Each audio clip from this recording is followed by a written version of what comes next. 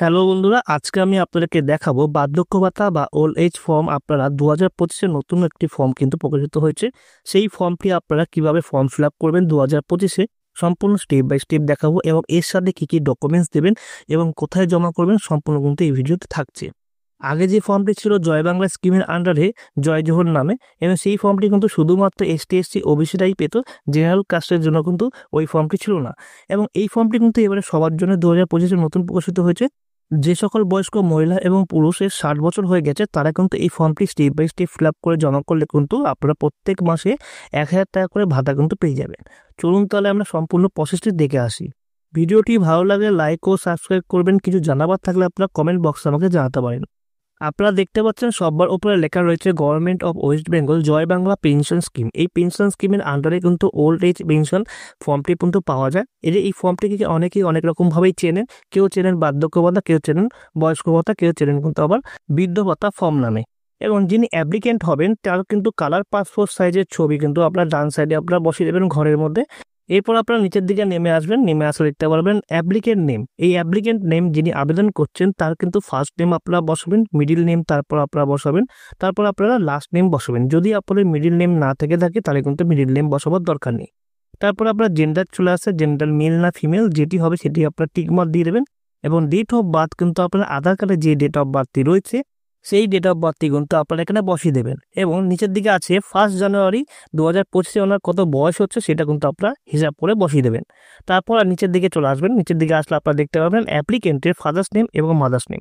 Father's নেমে first name এবং middle name তারপর লাস্ট নেম যে আপনারা বসিয়ে দেবেন। মাদার্স হলে মাদার্সের কিন্তু first name, middle name, last name আপনারা বসিয়ে দেবেন। যদি মিডিল নেম না থাকে তাহলে কিন্তু বসাবার কোনো দরকার নেই। তারপর চলে আসবেন কাস্টে। কাস্টে কিন্তু আপনারা দেখতে পাচ্ছেন জেনারেল, এসসি, এসটি যেটি আপনার কাস্ট হবে সেটি কিন্তু আপনারা টিকমার্ক দিয়ে দেবেন।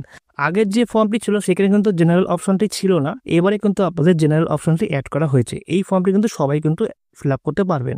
তারপর চলে আসবেন নিচের দিকে আসলে ম্যারিটাল স্ট্যাটাস দেখতে পারবেন। আপনি ম্যারিড নাকি আনম্যারিড বা বিবাহিত না অবিবাহিত সেটা কিন্তু আপনারা এখানে টিকমার্ক দিয়ে দেবেন। যদি আপনি বিবাহিত হন তাহলে ম্যারিডে টিকমার্ক দেবেন, যদি আপনি অবিবাহিত হন তাহলে কিন্তু আপনি আনম্যারিডে ক্লিক করবেন। যদি আপনি বিধবা হয়ে থাকেন তাহলে উইডোতে ক্লিক মারবেন, আর যদি আপনি সেপারেট থাকেন, যদি একা থাকেন তাহলে কিন্তু সেপারেটে আপনি ক্লিক করবেন। তারপর নিচে চলে আসবেন আপনার পস নেম। যদি আপনার বিবাহিত হয়ে থাকেন তাহলে পস নেম বলতে আপনার হাজবেন্ডের নাম দেবেন, হাজবেন্ডের first name, middle name, last name আপনারা কিন্তু বসিয়ে দেবেন। যদি হাজবেন্ডের মিডিল নেম না থাকে তাহলে কিন্তু আপনারা বসাবার কোনো প্রয়োজন নেই। তারপর চলে আসবেন মান্থলি ফ্যামিলি ইনকামে। আপনার মান্থলি ফ্যামিলি ইনকাম যা আছে সেটি কিন্তু আপনারা এই ঘরের মধ্যে আপনারা বসিয়ে দেবেন। তারপর আপনারা নিচের দিকে নেমে আসলে আপনারা দেখতে পারবেন পার্সোনাল আইডেন্টিফিকেশন নাম্বার। এখানে কিন্তু আপনাদের বলা হয়েছে আধার কার্ড নাম্বার এবং আপনাদের ভোটার কার্ড নম্বর কিন্তু আপনাদের দিতে হবে। এখানে দুটোই স্টার মার্ক দেওয়া হয়েছে, এখানে কিন্তু দুটোই কিন্তু ম্যান্ডেটরি দিতেই হবে। যদি আপনি না দেন দুটোর মধ্যে যে কোনো একটি তাহলে কিন্তু আপনাদের ফর্মটি বাতিল করা হয়ে যাবে। তারপর আপনার নিচের দিকে নামলে আপনারা দেখতে পারবেন কন্ট্যাক্ট ডিটেলস। এখানে কিন্তু স্টেট দেওয়া হয়েছে, স্টেট কিন্তু ওয়েস্ট বেঙ্গল, যেহেতু এটি ওয়েস্ট বেঙ্গল প্রকল্পের স্কিম তাই ওয়েস্ট বেঙ্গল দেওয়াই থাকবে। তারপর আপনারা চলে আসবেন অ্যাসেম্বলি। এখানে কিন্তু আপনাদের বিধানসভা যেটি আছে সেটি কিন্তু নামটি আপনারা বসিয়ে দেবেন। তার নিচে আছে ডিস্ট্রিক্ট এবং পুলিশ স্টেশন। আপনার ডিস্ট্রিক্ট যেটি হবে সেটি বসাবেন এবং পুলিশ স্টেশনের নামটি কিন্তু আপনারা বসিয়ে দেবেন। তারপর ব্লক বা মিউনিসিপ্যালিটি বা কর্পোরেশন আপনার ক্ষেত্রে যেটি হবে সেটি কিন্তু আপনারা বসিয়ে দেবেন।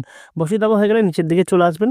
তার নিচে কিন্তু পাবেন আপনার জিপি অর্থাৎ গ্রাম পঞ্চায়েতের নেম বা ওয়ার্ডের নাম যেটি আপনার ক্ষেত্রে হবে সেটি কিন্তু আপনারা বসিয়ে দেবেন।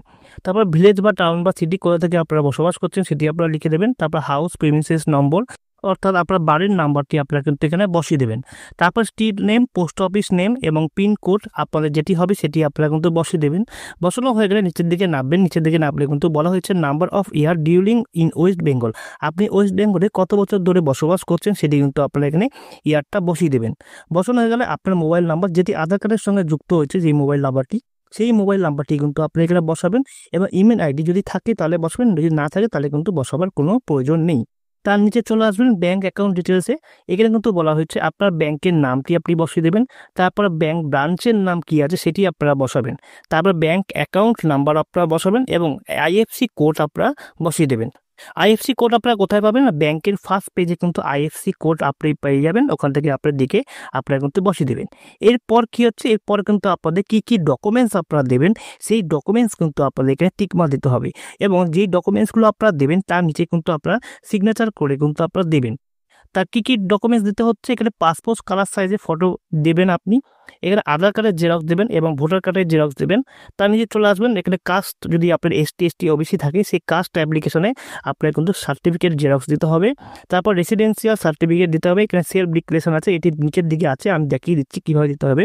এবং তার নিচে আছে ইনকাম সার্টিফিকেট দিতে হবে, সেলফ ডিক্লারেশন, এটাও সেলফ ডিক্লারেশন আছে, নিচের দিকে পেয়ে যাবেন। এবং তার নিচে আছে ব্যাংকের যে পাসবুক আছে আপনার ফার্স্ট পেজ কিন্তু জেরক্সটি দিতে হবে। এবং তার নিচে আপনার আদার্স যদি কোনো ডকুমেন্টস থাকে তাহলে সেই ডকুমেন্টসগুলো আপনারা দিতে পারেন, সেখানে কিন্তু টিকমার্ক দিয়ে দেবেন। যে ডকুমেন্টসগুলো দিচ্ছেন সেগুলো সবগুলোতে পাশে কিন্তু এই ঘরটায় আপনারা টিকমার্ক দিয়ে দেবেন। দেওয়া হয়ে গেলে নিচের দিকে নামলে আপনারা দেখতে পাচ্ছেন সেলফ ডিক্লারেশন। সেলফ ডিক্লারেশনে বলা হয়েছে স্টেট গভর্নমেন্ট অথবা সেন্ট্রাল গভর্নমেন্ট থেকে যদি আপনি আদার্স কোনো পেনশন স্কিম পেয়ে থাকেন তাহলে কিন্তু এই অপশনগুলোর মধ্যে থেকে আপনাকে টিকমার্ক দিতে হবে। যদি আপনি না পেয়ে থাকেন তাহলে কিন্তু আপনাকে টিকমার্ক দিতে হবে না।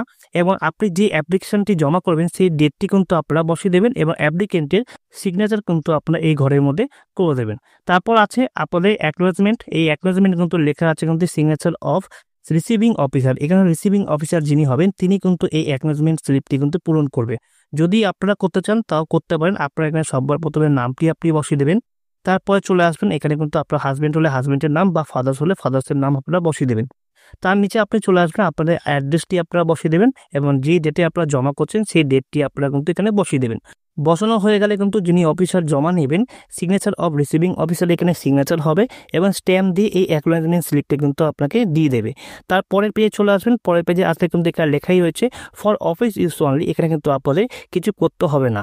এটা কিন্তু অফিসের লোক যারা আছে তারা কিন্তু এই 3 নম্বর ফর্মটি কিন্তু ফিল আপ করবেন।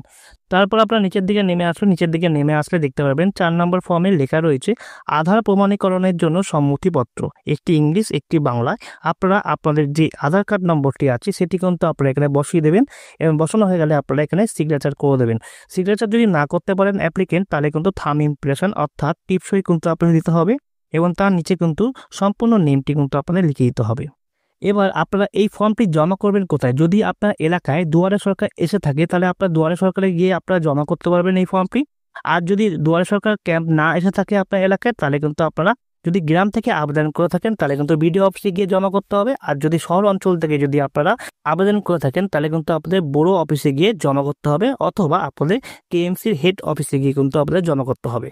আজকের ভিডিও এই পর্যন্তই। ভিডিওটি যদি ভালো লেগে থাকে আপনারা লাইক ও সাবস্ক্রাইব করবেন। কিছু জানাবার থাকলে আপনারা কমেন্ট বক্সে আমাকে জানাতে পারেন।